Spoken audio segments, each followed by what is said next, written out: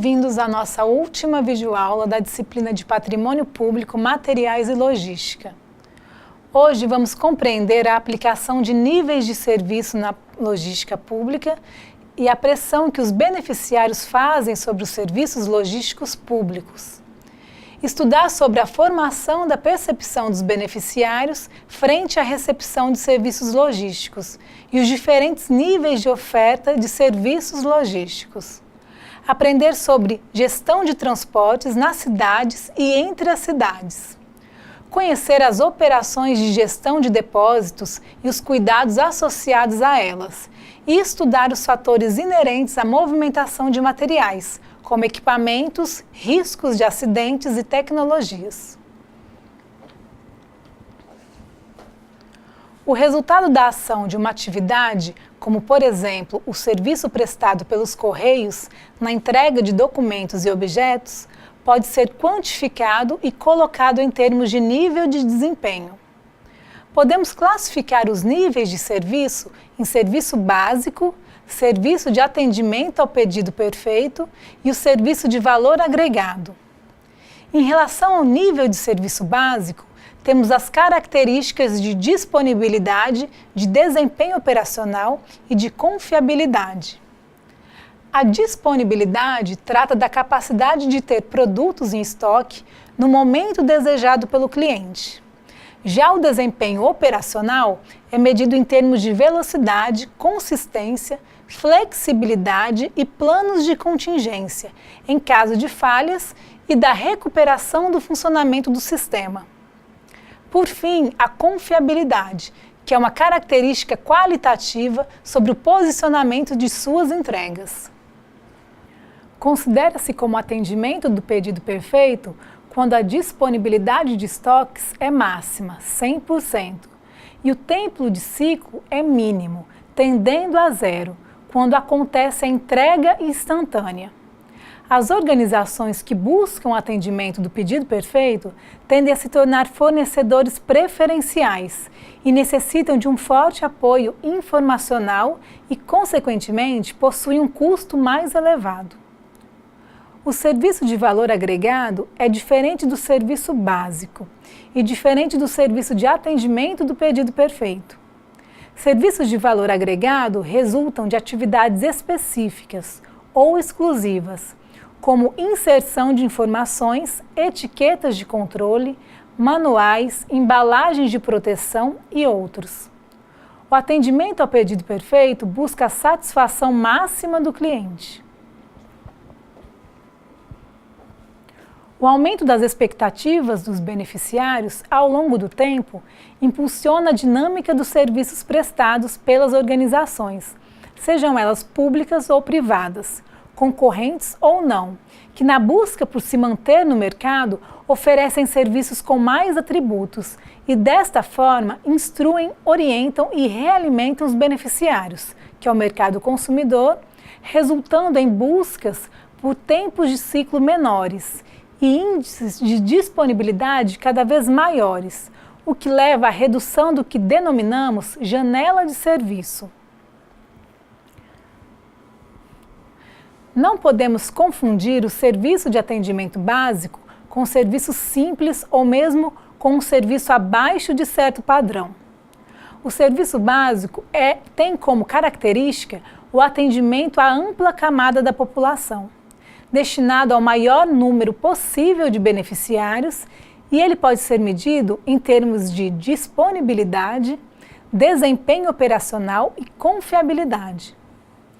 Quando falamos em disponibilidade, estamos falando da capacidade da organização a atender prontamente à necessidade do beneficiário. Portanto, essa organização possui uma quantidade em estoque capaz de realizar de imediato esse atendimento. O gestor é quem vai determinar o tamanho desse estoque, a partir de duas decisões. Um dos indicadores que auxiliam o gestor na decisão do tamanho do estoque é a estimativa de consumo do produto fornecido pela sua organização. E o segundo indicador diz respeito à segurança da organização no caso de imprevistos. A estrutura física da organização também é importante para a disponibilidade, bem como a logística, ou seja, o número de depósitos, a localização desses depósitos e o tamanho depende da estratégia do gestor para a entrega dos produtos. Pode-se medir a disponibilidade da organização pela frequência em que ocorre falta de itens no estoque, pelo índice de disponibilidade, que refere-se a quantidades parciais do item pedido em relação ao que foi pedido, e pelo atendimento de pedidos. Velocidade, consistência, confiabilidade e falhas de recuperação são indicadores que medem o desempenho operacional das organizações. A velocidade é o tempo entre a realização do pedido e a sua entrega, que é medida pelo ponto de vista do beneficiário ou cliente. Já a consistência é a capacidade da organização manter as entregas em um regime constante e também é medida pelo ponto de vista do cliente. Em situações de falhas, são necessárias ações corretivas e também preventivas para manter o sistema em operação contínua.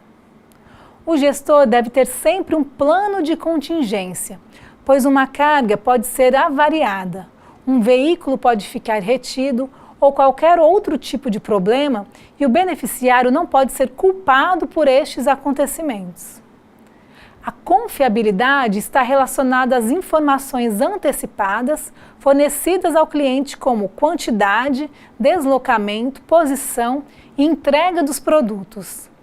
Vale ressaltar que construir essa confiança é difícil e, em casos de falha, é facilmente perdida. O serviço de transporte é a parte mais visível em uma operação logística. É o setor da logística de mais fácil apuração de custos, mas também o que concentra os maiores custos logísticos e, por esse motivo, o seu controle deve ser continuamente aperfeiçoado.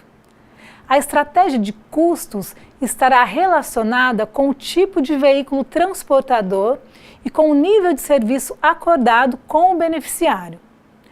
Quando o nível de serviço é mais baixo, pode-se adotar um modal de transporte mais econômico e mais lento, como o marítimo, e um nível de serviço mais elevado pode significar a opção pelo transporte aéreo, que é rápido, mas significativamente mais caro.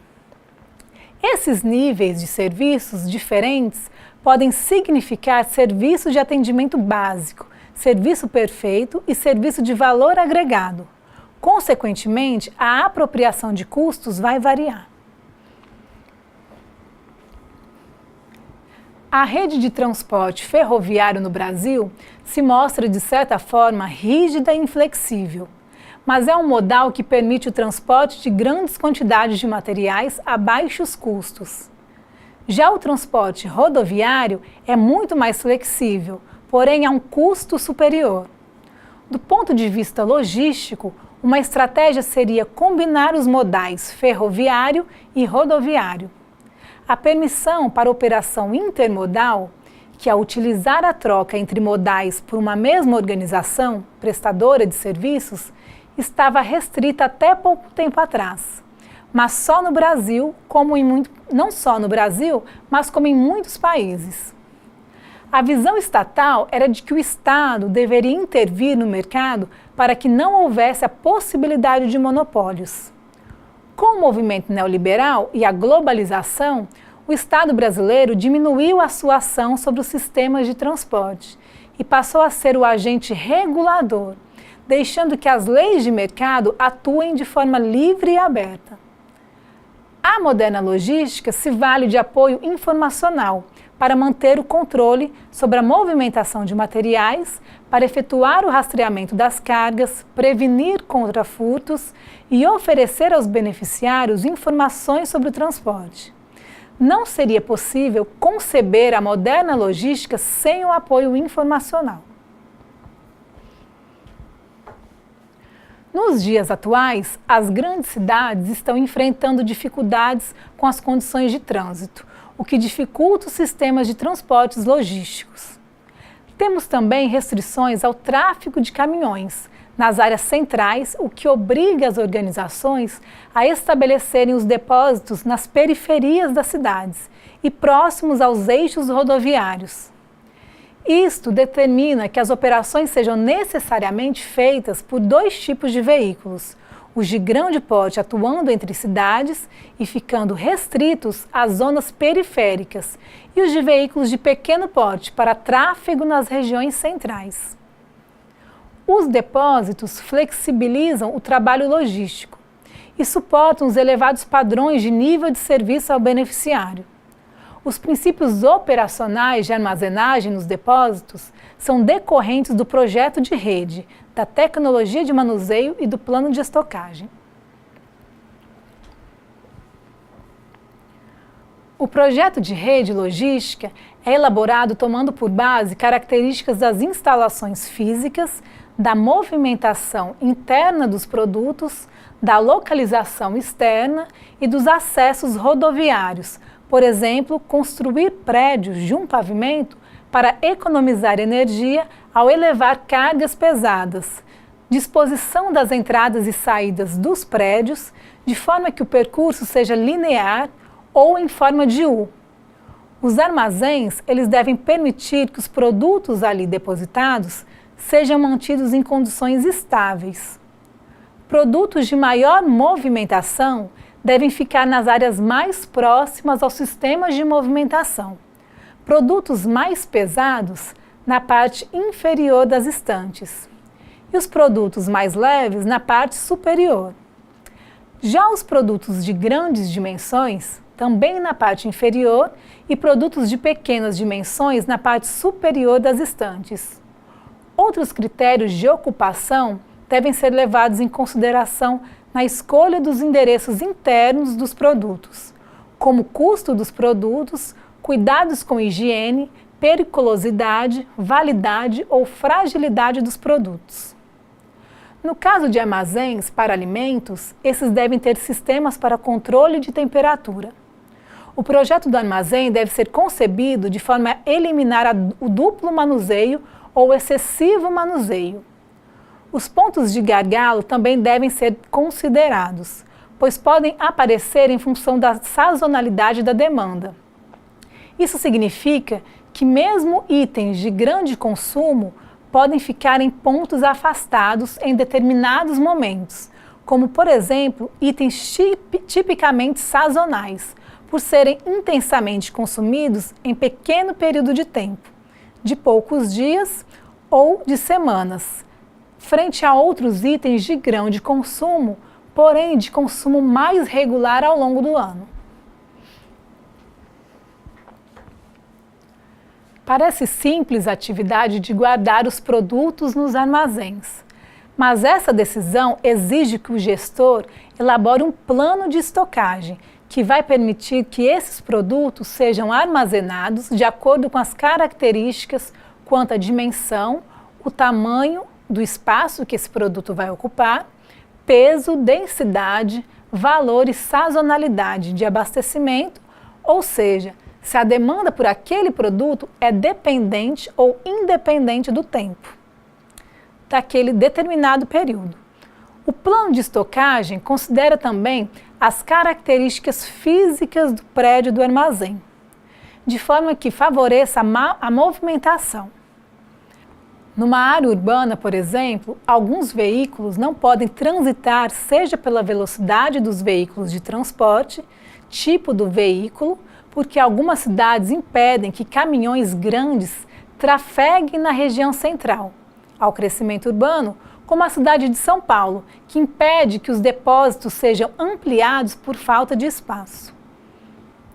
Legislações municipais e estaduais também podem ser restritivas a ponto de causar sérios transtornos às operações logísticas, como com líquidos inflamáveis, materiais tóxicos, patogênicos ou radioativos.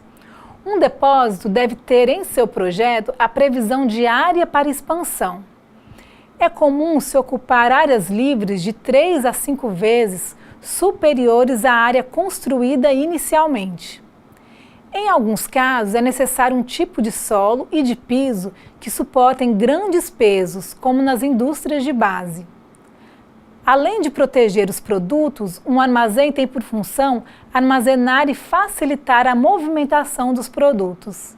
A movimentação de materiais deve levar em conta as características físicas dos produtos, a tecnologia disponível, os custos e seus beneficiários. Para que o sistema logístico tenha ganhos que se reflitam para a organização e para seus beneficiários, é preciso o uso intenso de tecnologia. A criatividade nas operações e a busca por soluções alternativas tem se mostrado como o maior e melhor desafio para os operadores logísticos. A movimentação exige cuidados com a segurança, pois a possibilidade de acidentes é grande. Os veículos de carga exigem operadores certificados e habilitados. Os operadores devem conhecer os primeiros socorros, assim como operar os equipamentos de segurança. Um armazém ele pode funcionar 24 horas por dia e necessita de operadores, supervisores, pessoal de manutenção, pessoal de segurança, primeiros socorros e de serviços de alimentação. Outro grande dilema de gestores está entre decidir adaptar o homem ao ambiente ou adaptar o ambiente ao homem. A movimentação de materiais potencializa a ocorrência de acidentes. As tecnologias empregadas na movimentação e no manuseio dos produtos, tais como esteiras, transportadoras, prateleiras, pás carregadeiras, guinchos, pontes rolantes, empilhadeiras, entre outros, devem permitir o menor número de operações possíveis, de forma a diminuir a interferência humana. Alguns armazéns são robotizados, assim podem operar sem que haja operação manual. A variedade tecnológica disponível atende aos mais elevados níveis de serviço, favorecendo o resultado operacional do armazém. Aprendemos na aula de hoje sobre níveis e qualidade dos serviços, gerenciamento de transportes, gestão de armazéns, movimentação de materiais, riscos associados ao trabalho e emprego de tecnologias nos depósitos. Com isso, encerramos a nossa disciplina de Patrimônio Público, Materiais e Logística. Até um próximo encontro.